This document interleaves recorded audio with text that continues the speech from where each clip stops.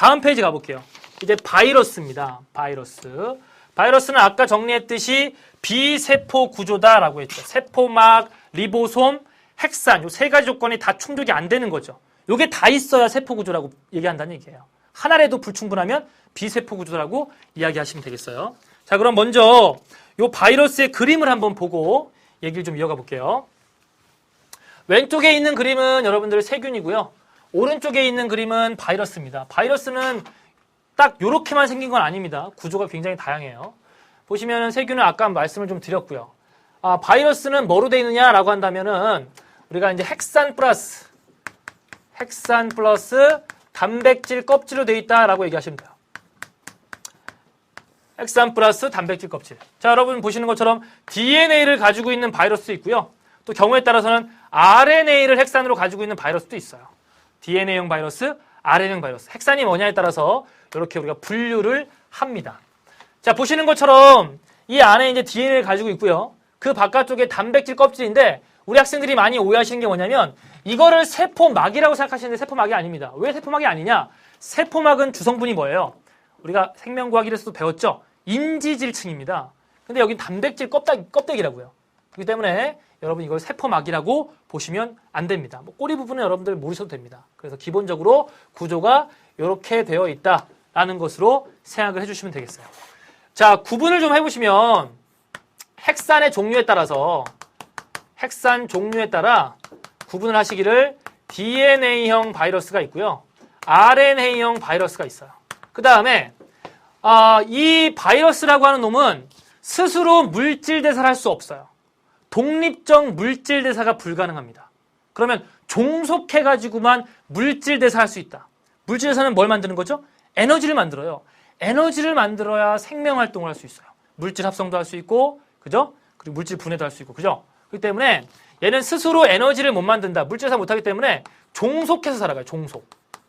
종속적 물질 대사. 다른 어떠한 숙주세포의 기생에서 삽니다. 숙주세포, 살아있는 세포의 기생생활이에요. 살아있는 세포의 기생생활한다 그래서 바이러스는 뭐라고 하냐면 활물 기생한다 그래요. 활물 기생체다 이런 표현 씁니다. 아시겠죠? 왜 종속적 물질에서 하느냐? 리보솜이 없기 때문에 단백질 못 만들어요. 즉, 뭘 못 만드냐? 효소라고 하는 걸 만들 수가 없습니다.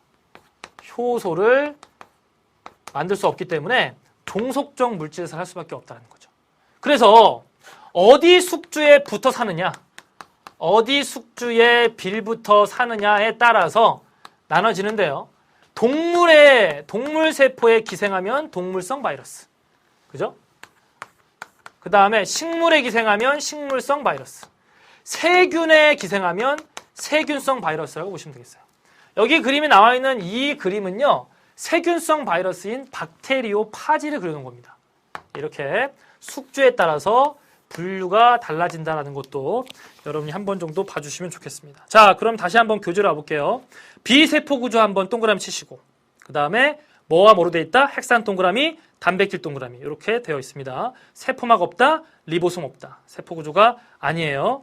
그 다음에 세 번째 줄 보시면은 숙주세포 안에서만 생명현상. 여러분, 이 바이러스는요. 바이러스의 특성을 여기서 물어보지 않습니다. 만약에 바이러스의 특성을 물어본다면 그래요. 기억이 나십니까? 우리 앞에 생명현상의 특성을 배웠죠? 그 중에 바이러스의 특징을 선생님이 좀 정리해드렸어요. 바이러스는 생물과 무생물의 중간형이다. 숙주세포, 살아있는 생물체 안에 들어있을 때는 그 세포의 효소를 이용해서 물질대사, 증식, 유전, 돌연변이 같은 생물이 하는 것과 유사한 기능들을 하기 때문에 생물적 특성이 나타나고 밖에 있을 때, 숙주세포 안으로 들어오지 못했을 때 그때는 비세포 구조로서 핵산은 있지만 그런 것들로 스스로 물질 대사를 할 수 없기 때문에 생물적 특성을 갖지 못한다라고 얘기했어요. 그래서 지금 여기서 우리가 다시 한번 보는 것뿐이지 방어작용 여기 부분에서 바이러스의 어떤 구체적인 특징을 물어보지는 않을 것이다라는 것도 한번 생각을 해보십시오. 이걸 제가 지금 읽어드리는 이유는 앞에 배웠던 내용도 역시 수능 출제 범위에 포함되기 때문에 이걸로 다시 한번 복습을 한다는 느낌으로 한 번 더 보는 것이지 여기에서 한 번 더 강조하고 싶은 건 아닙니다. 자, 그래서 숙주세포 안에서는 생명현상이 일어난다라고 돼 있고 그 다음 네 번째 숙주세포 밖에서는 독자적인 효소가 없기 때문에 스스로 물질해서 못한다. 생물체가 아니다. 이런 얘기예요.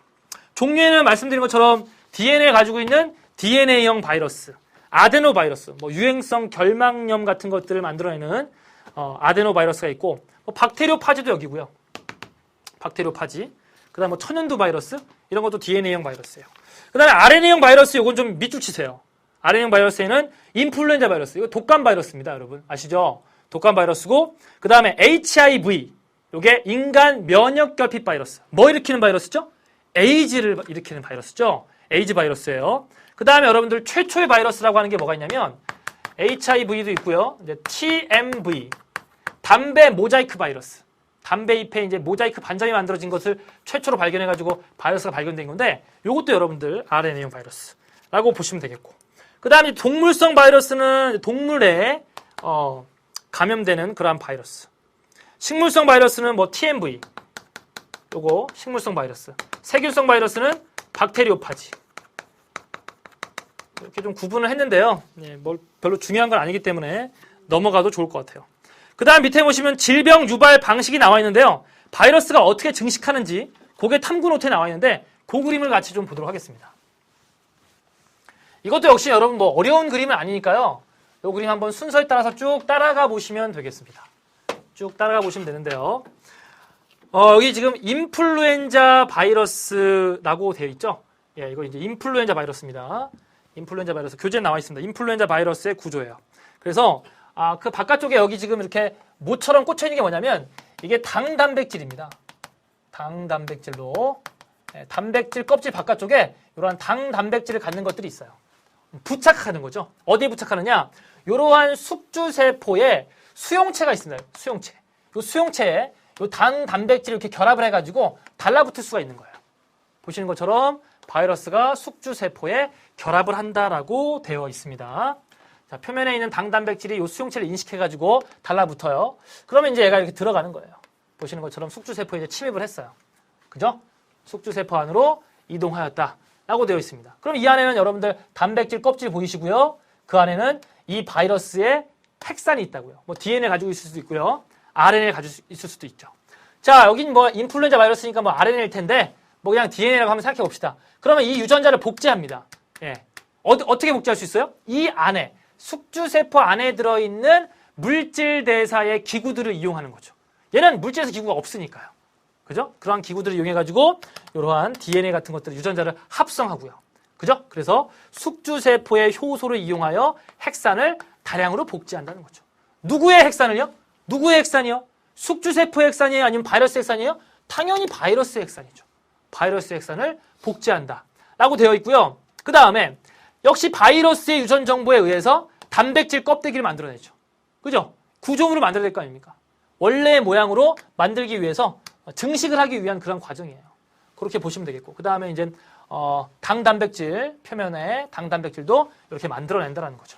이렇게 이제 만들어져 가지고 이런 것들이 이제 완성품이 만들어지면, 그죠? 자손이 만들어지면 클론이죠, 클론. 복제본이 만들어지면 이런 것들이 이제 뚫고 나간다는 얘기죠. 뚫고 다른 곳으로 다른 새로운 바이러스가 만들어져가지고 이것이 다른 숙주세포를 감염시킨다는 얘기예요.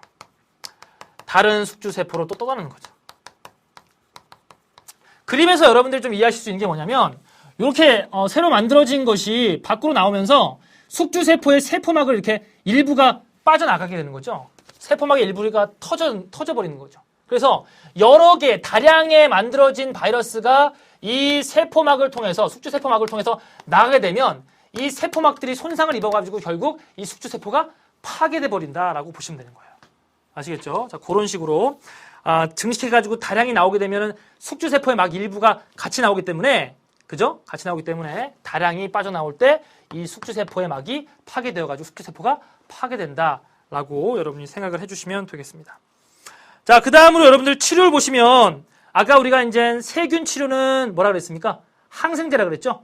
그러면 바이러스 치료는 항바이러스제라고 하는 게 있는데 그건 좀 여러분이 잘 보실 게 항바이러스제는요 치료가 쉽대요, 어렵대요? 어렵대요. 그 이유는 뭐냐면 바이러스에 아주 특별한 능력이 있죠.